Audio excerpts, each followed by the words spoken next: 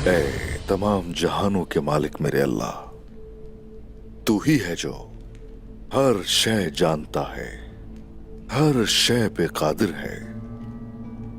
तू इंसाफ करने वाला है। अपने रसूल पैगंबर आखिरुज़्ज़मा हजरत मोहम्मद सल्लल्लाहु अलैहि वसल्लम की मोहब्बत की खातिर, बाकी अंबिया की खातिर, औलियाए कराम की मोहब्बत के लिए, अपने दीन की खातिर खून का नजराना पेश करने वाले शहीदों के लिए, दीन इस्लाम को दूसरों तक पहुंचाने वालों की मोहब्बत के लिए और हमारे भाई गोकतूक के लिए और जुमला शुहदा की शहादत का इंतकाम लेने के लिए जज्बा और हिम्मत अदा कर या अल्लाह। ऐ मेरे अल्लाह, या रब्बी, तू ही तो हाकिम है, इंसाफ करने वाला तू ही है।